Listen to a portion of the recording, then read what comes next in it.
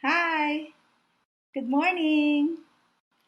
I'm Diola and I'm been teaching for 26 years and currently the Education Technology Coordinator for a grade school and Brother Rafael Donato Night High School at De La Salle Santiago Isabel School. As a science teacher, I love engaging my students with hands-on and outdoor activities.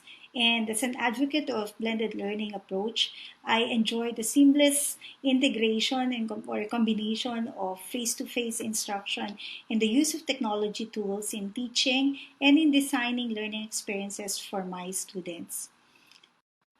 In my first webinar, I've mentioned that one way to improve engagement is by empowering the students through choice and voice over various aspects of learning, including the path, pace, place, and time. Having a choice and voice promotes student creativity, and by giving student agency, we create a shift in mindset from compliance to self direction. Today, we'll talk about promoting active engagement in online distance learning. Student engagement can be very challenging in this sudden shift toward online distance learning or the remote learning. That's why our essential question for today's session is how can I promote active engagement in online distance learning for science? So we always say student engagement is essential in the teaching and learning process, but many of us educators often confuse compliance with engagement. According to Olson and Peterson, student engagement refers to the degree of attention, curiosity, interest, value, and perseverance that students show when they are learning or being taught. Engagement is teacher initiated, but the idea is to get the students focused and committed in what they do. On the other hand, compliance is fully teacher directed that involves little to no student ownership. Sabi nga, bawal lumabas, pero pag nag-comply ka, pwede na lumabas. Diba? Uso yan ngayon. Okay, so just to continue, Slekti also said that students who are engaged at high levels and have a profound grasp of what they learned, retained what they learned, and can transfer what they learned to new contexts.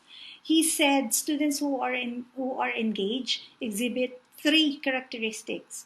They are attracted to the learning activity, they persist in their work despite the challenges, and they take visible delight in accomplishing the task or the projects. So, to engage our students, teachers may provide learning experiences through synchronous and asynchronous instruction. Although we need to remember that when we say synchronous session, it should focus on online interactivity, giving timely feedback, and should not be focused. We should more on pure lectures. So teacher can differentiate these synchronous sessions by meeting the students in small groups instead of doing it as a whole class. So by giving live sessions, live video conferencing can be challenging due to poor internet connectivity or lack of technology resources. So you may combine the synchronous sessions by providing asynchronous sessions as well, where you can have multiple platforms to interact with the individuals, with your students, or in small groups of students or check on their progress. Implementing the online distance learning for the first time won't be easy for all of us. Many educators around the world have said that without physical presence, engagement can be really challenging. And despite the synchronous and asynchronous sessions they provide, they still have their challenges. And some of them are saying students aren't logging in into the learning management system, logging in but not finishing their required tasks or assignments, low completion rates, low attendance, and worse, low work quality. So these are the challenges that they have been experiencing, and I'm sure we will be experiencing some of this as well. So learning from the experiences of these teachers made me think, If we truly want to promote student engagement, we need to reflect and ask ourselves again, how can I keep my students actively engaged with other students, with my lessons or with my content, and with me, their teacher, while in online distance learning? And by asking this question, perhaps it can help me see my lessons from the student's point of view and how remote think about remote instruction in a new way. It can be helpful to extend our thinking beyond the content delivery to these three forms of student interaction. So to take a student-centered approach to remote teaching or online distance learning, we need to invest a lot of time and effort in creating the architectural design of engagement where these three forms of interaction can take place: the interaction with the content, interaction with the students, and interaction with the teacher. So our first question would be, how will my students interact with my course content, with my lessons? Okay, with activities that we prepare. So beyond reading, listening, or viewing lectures, what will students actually do and experience with my subject?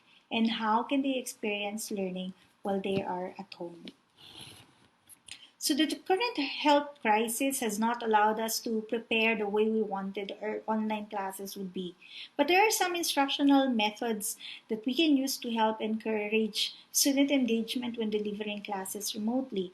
So imagine reading articles, textbook, watching unlimited videos, and listening to lectures will be part of the many online classes this coming June. But this will make our students become passive recipients of information and won't be enough to help them be engaged with the lesson and achieve the learning goals. So imagine having several subjects in a day with around 3 to 5 videos to watch and several textbooks to read. This can be suffocating for our students. So we have to really think twice on how we're going to prepare our lessons. So, to break the idea that online distance learning is all about videos, videos, and videos, we can create opportunities for active learning. And that is when we provide opportunities for students to do something meaningful related to their lessons and then reflect on their own learning. For instance, you can use Peer Deck. So Peer Deck for Google Slides, the self-paced mode, because there is the instructor mode. So you can use the self-paced mode to enhance student content interaction. Peer Deck, it's an extension that you can download in Chrome Store. It's free, but it has some paid features. So the teacher provides the code through the learning management system like Schoology or Google Classroom, and then allow the students to navigate the lessons in the slides at their own pace and at their own time. And then you get to see their responses, and then later on you can also provide feedback. Similar to Peer Deck is a Nearpod. I'm sure some of you are familiar with Nearpod. It's a student engagement platform where a teacher can create presentations that can contain quizzes, videos, images, drawing boards, web content. And the good thing is there are some free contents that you can reuse that you can find in the platform. It has the free version. It has even the pet simulation. It has some free versions, but of course, it has the paid version as well. Then for those who find creating their own instructional videos challenging, then we can use Edpuzzle to create the content of other videos from YouTube, Khan Academy, Nachio, and other sites. So Edpuzzle allows you to turn videos into assessments by integrating questions like the short answer, the short response, multiple choice. Then you also have the open-ended question, and it has the audio voice overs that you can use for the young learners. So if they can't read long questions, then you can even get the information as to how much of the videos the students have watched, or if they jumped ahead without finishing the video. Another platform is a ClassFlow. It's an interactive lesson delivery platform that enhances student engagement with quick polls. It helps you create varied forms of activities, and it offers the built-in assessment. I it's a free platform, but you can purchase the services if you want to integrate it with your learning management system or in your CIS or in your digital curriculum. I only tried it once in my class, so I haven't checked the features in the integrated assessment. So still exploring and see if we can use it for this academic year. This one I really like, the Google Earth Voyager edition. I personally love exploring the lessons here. It's a showcase of interactive guided tours, quizzes, and layers. The curated stories we've enriched media, such as the 360 videos, street view, allowing you to learn about the Earth from a new perspective. It's a good one. You should try this one with your students. Oh, I also like Google Expedition. So we can also try introduce this one to our students, a new way of learning with Google Expeditions. It's an immersive learning and teaching tools that lets you go on virtual reality field trips or explore augmented reality objects. It's an app that you can download in almost all kinds of mobile devices. So I'm sure your students will get excited learning science concepts using the Google Expeditions. Then another favorite is the Jig Space. It's another free platform to explore and share truly interactive 3D knowledge for almost anything. So students can dive through the dozens of jigs, learn at their own pace, and satisfy their curiosity. So from Jig Space, you can have the Jig Workshop where students can build digitally. I haven't tried that one. We're using the Jig Space for the reality activities. Or instead of doing the workshop online, this could be the jump start of creating your own makerspace projects with your students. So I used this one in one of the lessons that I had about the layers of the earth. This augmented reality activity made it so easy for me, and my students really enjoyed looking at the layers of the earth, and they gained a deeper understanding of the lessons and applied what they've learned when we did other activities on the lessons about volcanic eruptions and earthquakes. So speaking of earthquakes, so they have their activity, the one for the earthquake, it explains here about how earthquake occurs, and the brief explanation can be found at the bottom to help the students understand the concept. So it's a good material also. How about constellations? It's super exciting to learn when you can see the stars and planets real time using this app. So we use the Star Walk 2 app. So imagine the students learning these things at home. And then they can actually double check it or reinforce it by doing it at night and then going outside and really checking. So we don't need a telescope anymore. So they can just use these apps. Performing experiments is important in science education. Many teachers are asking me how they can conduct experiments in online distance learning environment. It's actually a big challenge. Um, in our school, what we are trying to do, if for the grade school, if we can move some of the um, lessons with experiments on the latter part of the school year, we're doing that. But of course, in the higher level for senior high school, it will be difficult to make those changes. So maybe we can ask ourselves, is performing the experiment really necessary?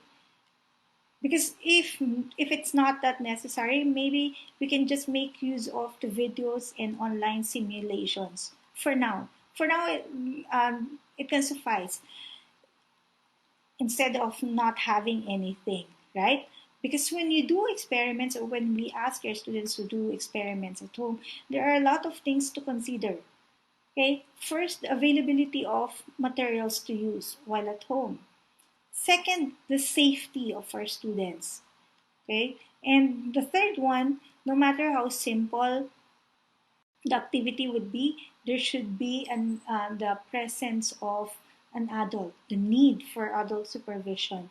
So instead of doing the real experiments, okay, maybe we can try this Minecraft education app. It has the chemistry lab where students can experiment on different materials without the real explosion. So it has some built-in lessons as well that you can use even for other subjects they have. So maybe you can try this out. Although it's a paid app, I think there's the trial version for 30 days, so you can check that out. Then students can be truly engaged using the platform. So there for the experiments. Then in an online distance learning, we can promote active engagement by providing authentic tasks. And by providing that, we are encouraging our students to express their own ideas. So according to researchers, students are more likely to be interested in topics that involve them directly. They become internally motivated and self-directed. So we can ask our students to accomplish their task and present the things that they've learned through journals, blogs, okay, and then share these ideas to an audience. So those are some of the apps that you can use. They're using Instagram, right? So we can use Instagram, but with proper monitoring, of course. Or you want it more formal, we can try the WordPress, the Blogger, and then there's one, the Wix. Some teachers are also using the Wix for their teaching portfolio. Okay? Or you can ask your students to explain concepts through podcasts, Socratic seminar online, debate podcasts. So you can also ask them to do their learning logs through podcasting. So with podcasts, students create audio recordings that they can share with an authentic audience. They can work individually with partners or even in small groups. So they can be more scripted or it can be more open. So if you want, you can ask your students to also edit the podcast and add music by using the GarageBand. Or you can just simply use the simple recording using the smartphones. So other students prefer showing what they've learned through video creation. Although it's a bit complicated, but for the senior high school, for the junior high school, I think it's easier for them. So students can create explainer videos about science concepts or sharing their process on how to solve problems or to design or even to propose solutions. So I've seen some science teachers encouraging their students to conduct experiments at home, but then they have to do they have to record it, the process, or sometimes they can do the time lapse to show the how the experiments or how the activity was done. So by providing an active student content interaction, we also promote the culture of innovation among our students because they look for alternative ways to present their own learning. Well, another one is teachers can use strategies that simulate reality. So students tend to be more engaged in activities that feel real to them. Pedagogies based on realistic experiences for students can range from case based learning, in which students strive to solve real world problems presented in the form of case studies, to game based learning. Love game based learning, where students participate in simulations and immersive games. So these approaches are motivating and they provide opportunities for deep learning and higher order thinking. So that one, we our lesson is about typhoon, and the competency is more on um, safety, being prepared before, during, and after the typhoon, and then also the preparation of the grab bags. So my students did the recreation of what's happening before, during, and after. They also included the some of the tips and also the importance of having the grab bag. They also incorporated the importance of taking care of the environment because here comes the floods and the, the, the clogged areas also. So that one, it's a good project. Then we also did, when we were talking about recycling and upcycling, we did a project of collecting eco bricks. So aside from the real collection of the eco bricks, I asked my students to design a chosen structure, either a house or a hospital or a school, where they will be using the eco bricks that they have collected. So we'll be using the collected eco bricks with our partners in partner school in Muntinlupa. It's actually long overdue. We're supposed to create it last school year, but we were not able to accomplish it. So hopefully we'll do it this year. Okay, so the next one is the Flipgrid.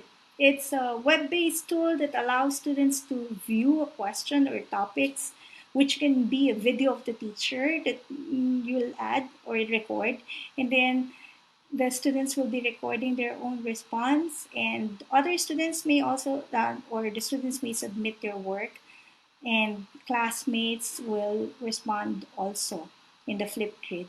It's a good platform for asynchronous instruction. So when we did a project on creating a prototype habitat for endangered animal species in the Philippines, my students and I collaborated with some teachers and students from the South Korea International School. So the Korean students critiqued the work of my students and suggested ways to improve their project. So we did a week-long interaction with these Korean students. So you can also try it out. You can connect globally. So we did it during the Microsoft Exchange, Global Exchange. So we run it for a week. So maybe you can check. You can go to the Microsoft community and find out how you will be able to connect with other educators. Then instead of asking your students to write in essays, maybe we can check and look at our learning goals. If it's not asking, if the learning goals is not asking for written outputs, we can give more options to our students on how they want to present their learning. That one, it's actually an integrated project with other subjects, but for science, we focus on the flow of electricity to residential areas. So your student content interaction can also be compiled in a digital portfolio.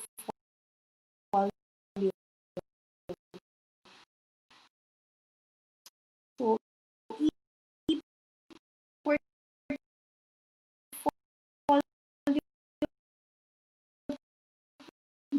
you can have the compilation of important outputs, action, links, our grades will be using the C. And this one has the feature of compiling everything so that at the end of the school year, our parents will be able to get the e-portfolio of the students.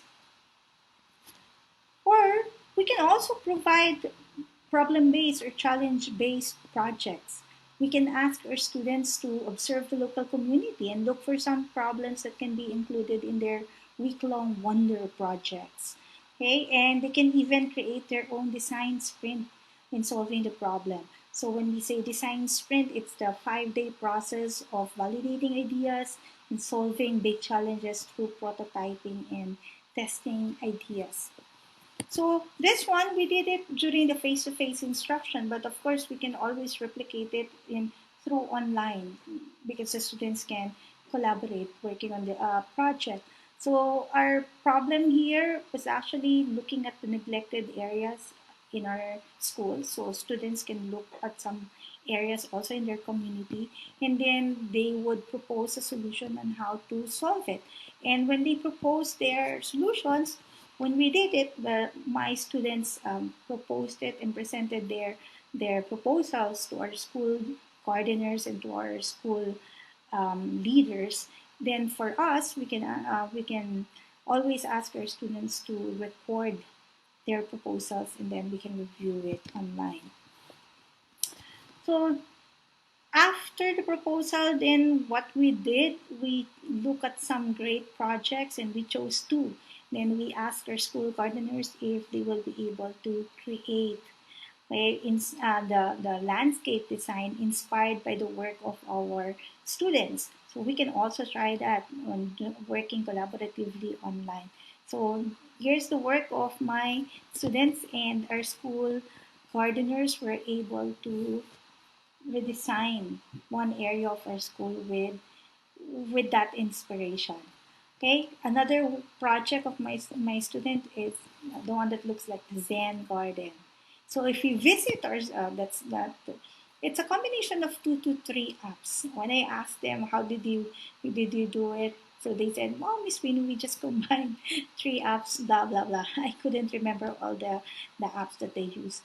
Then, if you visit our school, you'll be able to see the landscape inspired by the work of my students. So my students were able to truly showcase the authentic projects, and seeing their work transformed to reality made me super proud. So you can just imagine if our students, even though they are online, they will be able to collaborate with one another and they can come up with solutions to some specific problems in the community or at home. That would be great.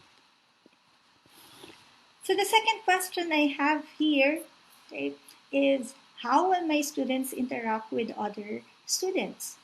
Beyond completing assignments and assessments independently, how will students work together to ensure that they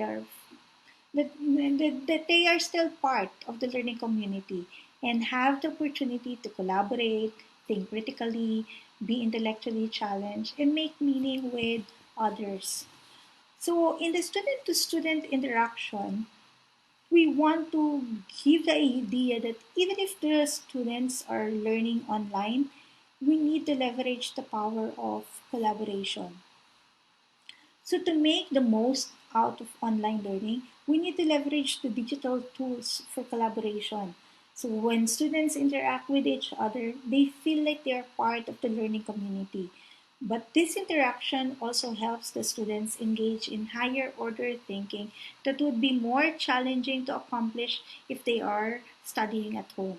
So, through collaboration, students brainstorm, disagree, they deliberate, they compromise, and they achieve consensus. All ways of thinking that are difficult to do individually. Then we can also consider employing some of the strategies to encourage effective student to student interaction. One thing is having discussion forums. So in my class, I usually include one question every week. So usually that's the topic question, the topic essential questions that I have for the week, and allow my students to discuss their ideas, and they can actually comment on the responses of their classmates as well. The one on the left is the Google Hangouts that I I create for my students. So it's either as a whole class or in smaller groups, especially when we're doing on projects or activities that they are in groups. I'll be the one to create and make sure that I'm included in all the groups, in all the Hangouts chat group. Why? Because we want to make sure that we monitor whatever the exchanges of ideas and discussion, okay, in the platform. So we can also ask our students to participate in a role play or debate activity using online forums or web conference tool. What about peer review, group projects, study groups? So this can be done online also. They can work collaboratively. There are some apps that that would allow you to do these things, like the Google Hangouts. I mentioned the one on the left. So we do it for group projects or for study groups, especially if it's going to be the long assessment or the final exams. I usually connect with my students to make sure that they will be able to get the points to consider in studying. So you have the Google Docs. I love Google Docs for collaboration.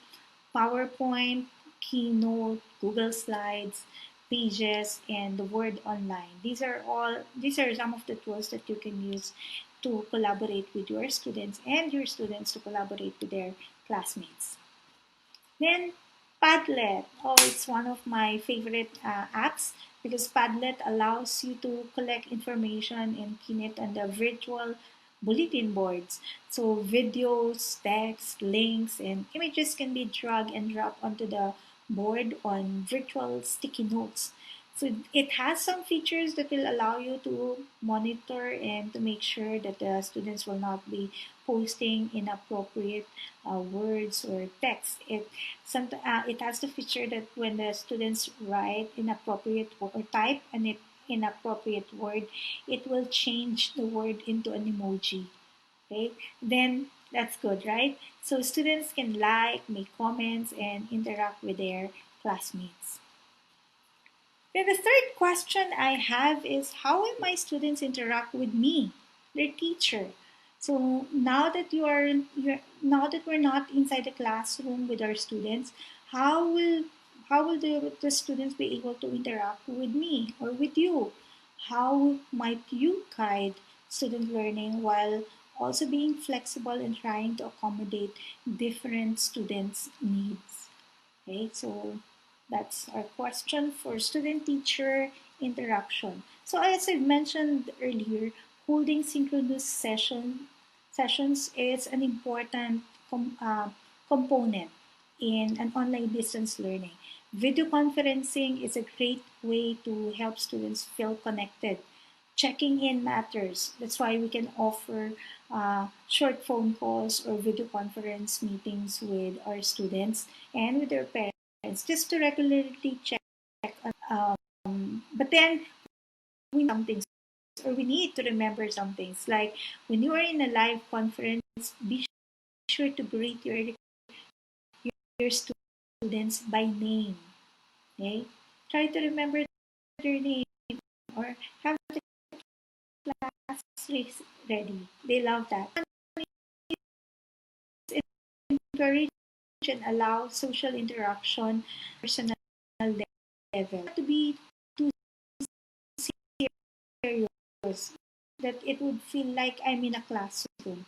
Okay, so that's creating class and social emotional well-being is important. And seeing their friends and their help them have a sense of community even if they physically. And of course, it's differently online, right? So it's very important checking the social emotional needs feedback.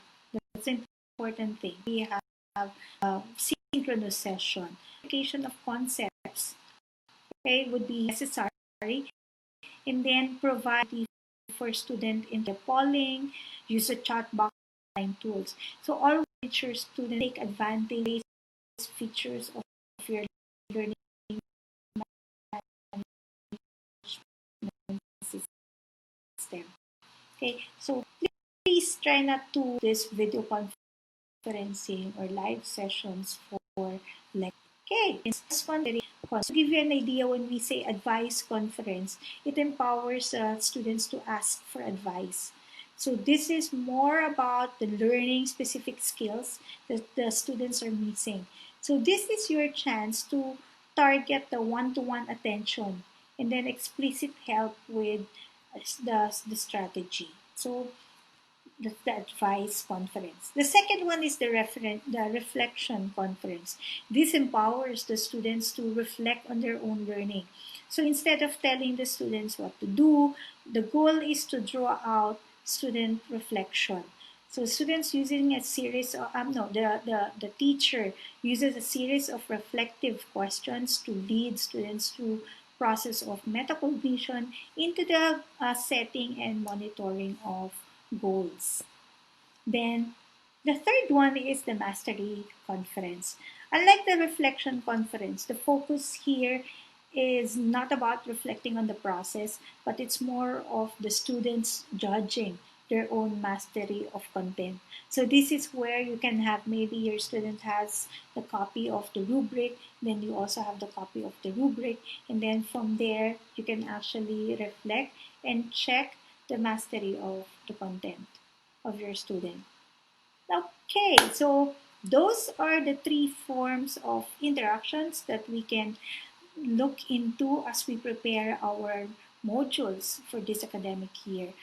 And as you think on how you can promote the active engagement in your classes, maybe you can look back at the strategies I've shared, the ones I've mentioned, and then really evaluate the meaningfulness of the activities you ask your students to engage in, whether online or offline, synchronous or asynchronous. Also, try to look at the curriculum through the eyes of your students.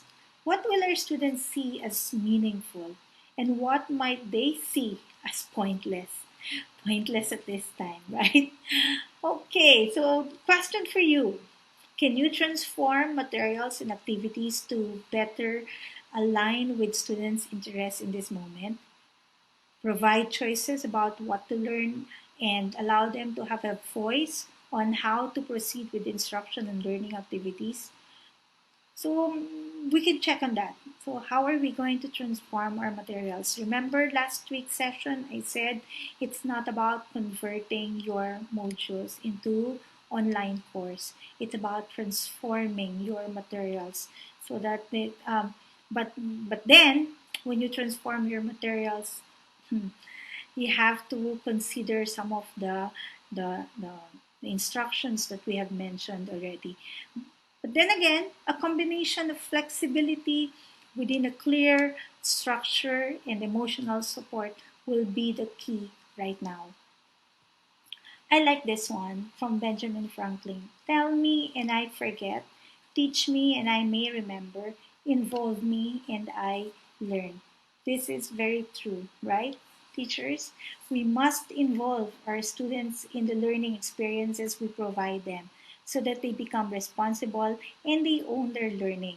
Because at the end of the day, what we would like to create is a transformative learning environment where students, even if they are not in school, are actively engaged with their work, whether offline or online. They collaborate with their peers, with their classmates and teachers while online. They construct meaning from the learning experiences we provide. They create authentic tasks and help solve problems in real world and become goal directed or goal oriented as they monitor their own progress and evaluate their own learning. So, these are the things that we would like to highlight in our online distance learning environment. So, thank you. I do hope you gained some insights from our session today. And again, I'm Miss Winnie Diola, and as a Lasallian teacher, I always tell myself that even if I'm not the light, I can be the spark to start the change I want to see. And hoping that this spark this morning will give you a clearer vision and mission on how to help our students learn better while they are at the safety and comfort of their homes. So thank you and good morning.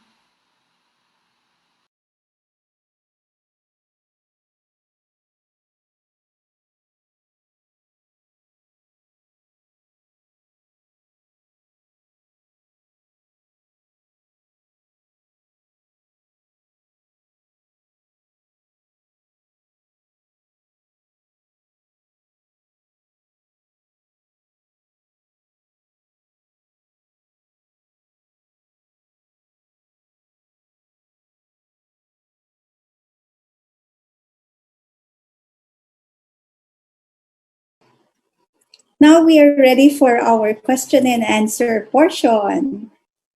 So I have here some questions. First, let's read the one from Geraldine Salcedo Remolazo. How can we set the mind of the student before starting the lesson? What we are actually planning to do in our school is we set the routine in the morning. It's like if we're going to have, let's say, science in the morning, then the teacher can provide at least a 5 minute hi, hello, First, let's read the synchronously one from with the students. So that's one thing. But if you're going to do the asynchronous sessions with your students, what would be best is like you include something, the engagement part, asking questions at the beginning of your worksheets or in your Google Forms, because we plan to make use of Google Forms so that the students will be able to get the analytics at the end of the day.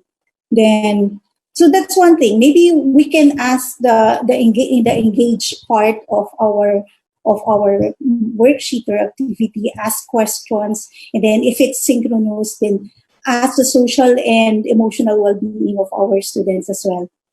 Then Michelle Hernandez Neri asks, can we use only one apps for ODL, just like the jig space for the entire quarter? I suggest that you try to make use of one or two apps in a term, because it will be safer, especially that we are in an online distance learning, that it will be difficult to assist our students on how to use the different apps. One thing that you can do is to provide instructional videos. For example, you plan to use Jigsaw for the Jig space for the first time in your ODL class, then you have to provide your students instructional video on how to navigate it. So that's one thing.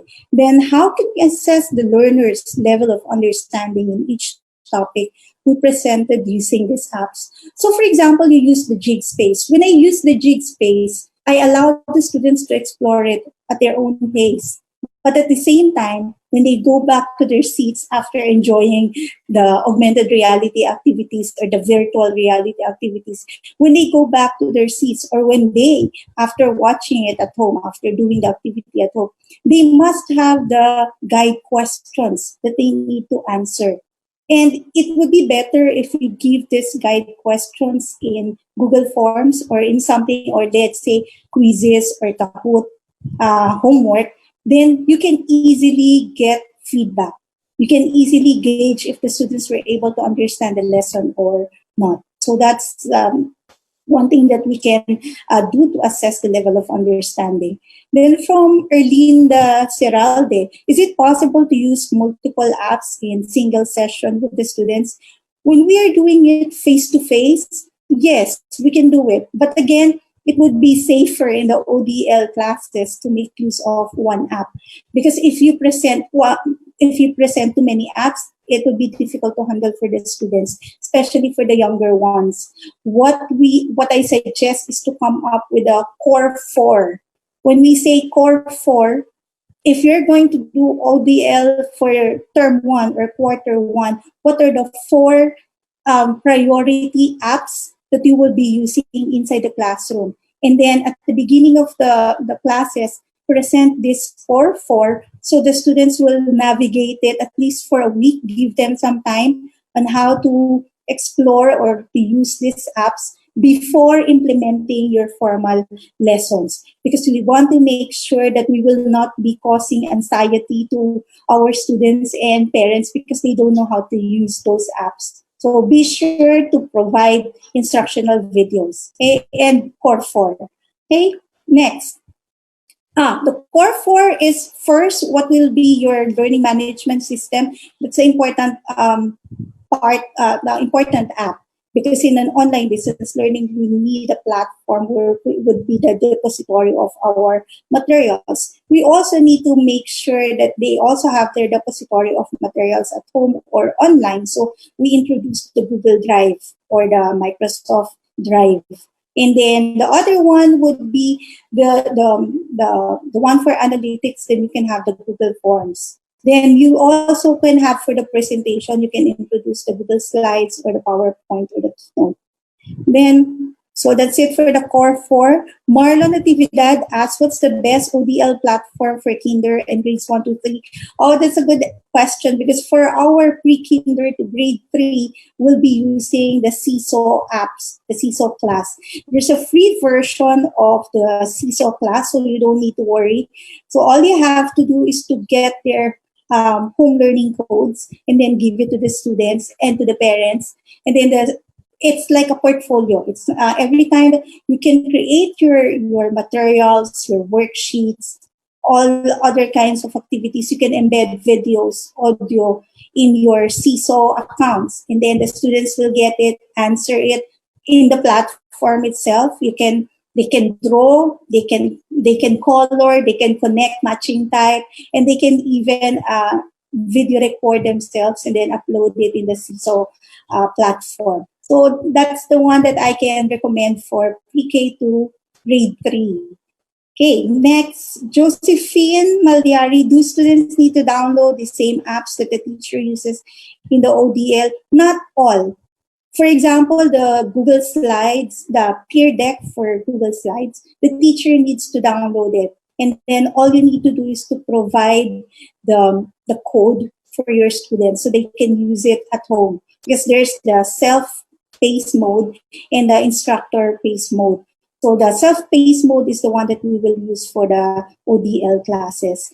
Now, the Ed Puzzle, the teacher will just have to give the links to the students. If you want to give it through the learning management system, if you want to use Schoology or Google Classroom, you can use that. You just need to embed the link in the platform. But the others you need to download. From Michelle Neri, how can we encourage our students in this kind of activity if the common reason is no internet access? I still feel that it's not really about it's not about using online or offline materials. The teacher should always go back to the basic. Always look at your learning targets. If the learning targets is asking you to do this task, then we can provide our students options. That's why in the first webinar I said we should provide our students the students' voice and a choice on how they can do the activities that we give. As long as we are achieving the learning goals, we need to provide them activities that can be done offline. Because if the problem would be the internet connectivity and the gadget that they will be using. So in the offline, it would be, it's actually the same. For example, the activity is they need to create a brochure. So if that calls for creating, students can create it with paper and pencil, with crayons, with markers. Then all they have to do is to submit it to you online or just to upload it in your learning management system. But if you're going to check the projects, it will be the same because the criteria will just be the same. That's why we need to be very careful when we are creating our rubrics because sometimes the rubrics is limiting. The criteria are limiting because it's focusing on the technological aspects of the students. So please take note of that also. Then May Versosa, how do we deal with shy students in an online collaborative work? So the good thing about the online collaborative work, because you can do it asynchronously. So meaning the students can answer it at their own pace, at their own time. If they want to submit the audio recording, that will do. If they want to submit it, the video, it's okay. So again, it will always go back on how we create our rubric so that we can check the authentic projects, the submitted projects. So again, it will always go back to my first session when we said providing the student the choice and the voice. I'm shy. Totoo mo ay shy po ako. Pero hindi. But if your students are like that, then there are some, if they want to write down their answers, it's okay. Well, it's okay because they will still be achieving, they will still be accomplishing the learning target. We only change the platform, the way that they will be presenting their outputs. Okay. Next, Mary and Grace July. How do we ensure inclusion of learners using online learning as a platform? So the good thing about the different online platforms, the equity and access are being addressed already. So, for example, if we use the Ed Puzzle, if the students are having some challenges, then you can make sure that you use the audio or you use the video. If you are doing your Google Meet, the synchronous sessions with your students, it has the one at the bottom that will allow your students to read the text if you are having the captions. So if the students are challenged in listening, then they can just read the captions. But the catch there is, of course, it's an online platform. It will have difficulty interpreting the Filipino, the Tagalog version. So, dapat English yung makikita niya para tama yung captions na i-deliver ni Google Meet. So those are some things. Usually, the platforms that we are using addresses either it will provide the audio, the video, or even the written ones. So you just need to explore some of these apps. Then, lima pa malapad, what's the difference between Schoology and Google Classroom? They're the same learning management systems. Okay, in the Google Classroom is free in the Google Suite for Education. So you can, if the budget is a concern, then, and if you're using it for not really the budget, because there's also Schoology is also um, has the free version, and then if you really want to dive into the content creation, Schoology is one of the best platforms. But if it's beginners, for the beginners, especially for the elementary, I really suggest the use of Google Classroom, because our students in the junior high school are using Schoology, Google Classroom, and the Microsoft Teams. But for the elementary, we are only giving them the Google Classroom, kid-friendly. And for the teachers who are also beginners on the use of platforms, it's easy to navigate as well. Next is from Lee Malapad. Sorry, I answered that one already. Matet de Chavez, how will you assess and evaluate students' performance when online applications are used? I think it's just the same on how you will evaluate your students' performance in a face-to-face instruction. So, for example, those projects that I presented a while ago, the students can do them online. Then all you have to do is to provide your students the rubrics when you present the performances or the authentic task. Because what we want to tell our students is, this is how I will be assessing your understanding.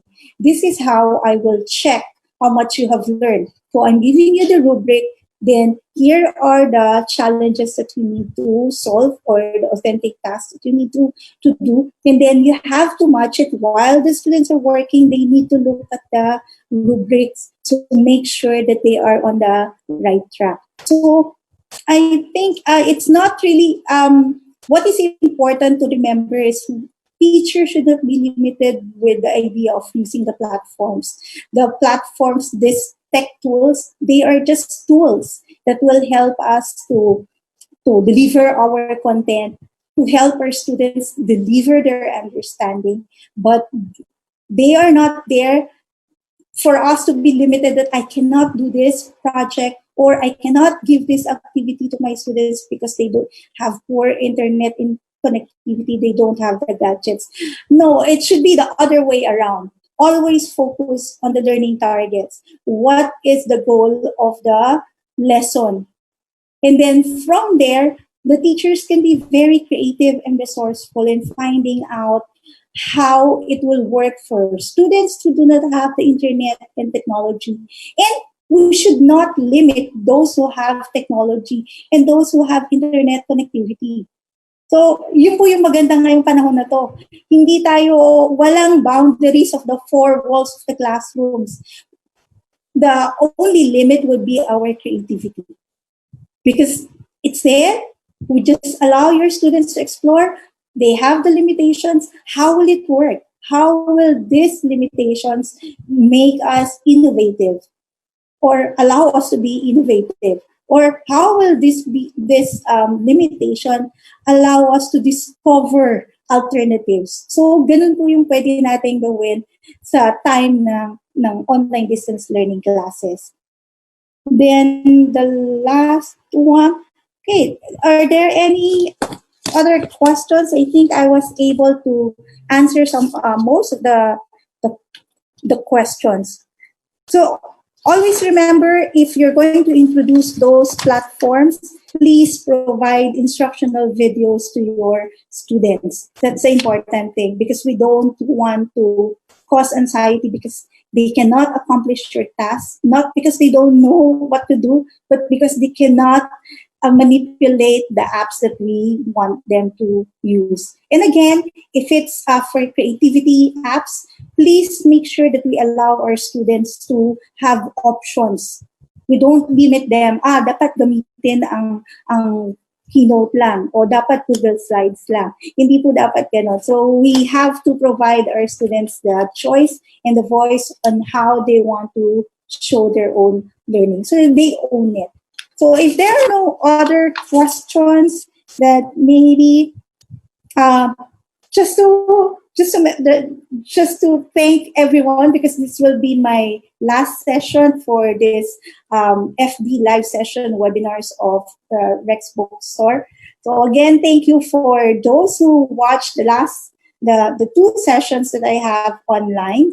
So if there are any questions, then I provided the PDF of my presentation. So the Rex Bookstore will just be giving you the copy also. So if there are no other questions, so I think that's it. So thank you for actively participating during my two sessions. And of course, to help us improve our program, please answer the feedback form pinned at the comment section of the FB page. And by answering the feedback form, you will also be receiving your digital certificate of attendance. So again, thank you for tuning in at Rex Bookstore live sessions on designing online distance learning. So in a few minutes, we'll have our next learning session on teaching social studies online, visible thinking strategies with CISO with Miss Celine Estaris. So if there are no other questions, thank you, stay tuned, and goodbye. See you later for the second episode, second session.